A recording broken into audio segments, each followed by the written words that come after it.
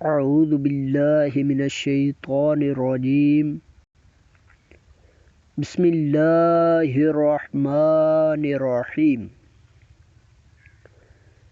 آج ہم صحیح مسلم کی حدیث نمبر 118 پر پہنچے ہیں،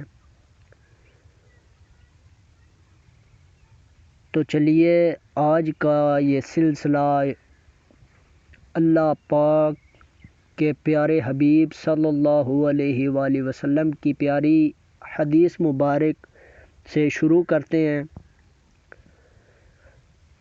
بسم اللہ الرحمن الرحیم۔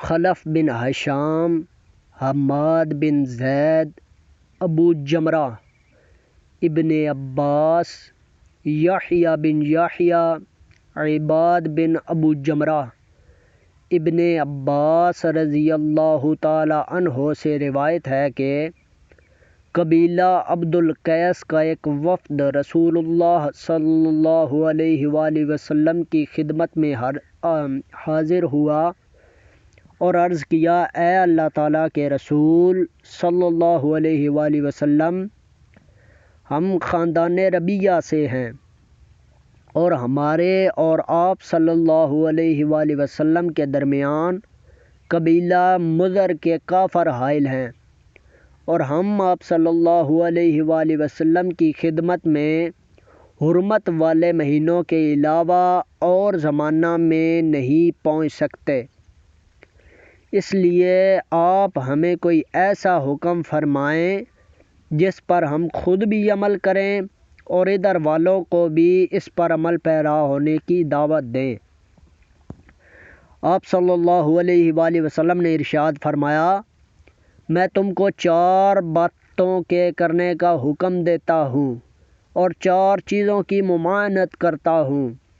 اس بات کی گواہی دینا کہ اللہ تعالیٰ کے سوا کوئی معبود نہیں اور محمد صلی اللہ علیہ وآلہ وسلم اللہ تعالیٰ کے رسول ہیں، نماز باقاعدگی سے پڑھنا، زکوٰۃ ادا کرنا، مال غنیمت کا 5واں حصہ ادا کرنا۔ اس کے بعد فرمایا، میں تم کو درج ذیل چیزوں سے منع کرتا ہوں، کدو کے تون بے سے، سبز گھڑے سے، لکڑی کے گھڑے سے اور روغن کیر ملے ہوئے برتن سے۔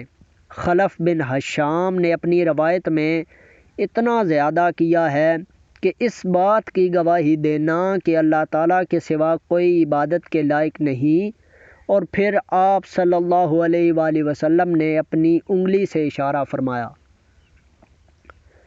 تو چلیے اس کی انگلش ٹرانسلیشن بھی دیکھ لیتے ہیں۔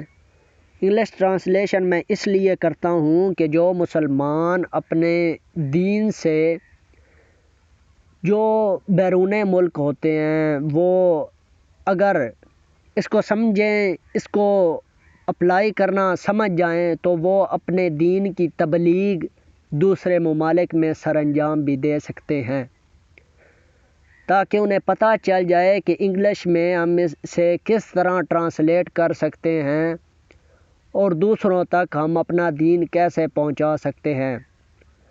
بسم اللہ الرحمن الرحیم۔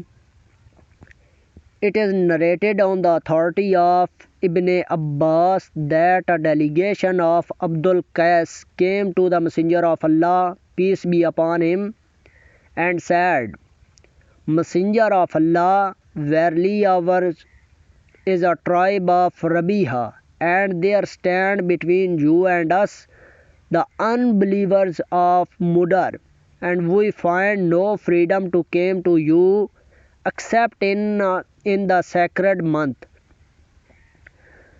Direct us to an act which we should ourselves perform and invite those who live beside us. Upon this the Prophet, peace be upon him, remarked, I command you to 4 things and prohibit you against 4 acts. The 4 deeds which you are commanded to do are faith in Allah, and then he explained it for them and said, testifying the fact that there is no God but Allah, that Muhammad is the messenger of Allah. Performance of prayer, payment of zakat, that you pay comes 1/5 of the booty fallen to your lot, to your loot, and I prohibit you to use round ground wine jars, wooden pots, and skins of wine. Khalaf bin Hisham has made this addition in his narration, testifying the fact that there is no God but Allah. And then he with his finger pointed out the oneness of the Lord. Sadaqallahul Azim.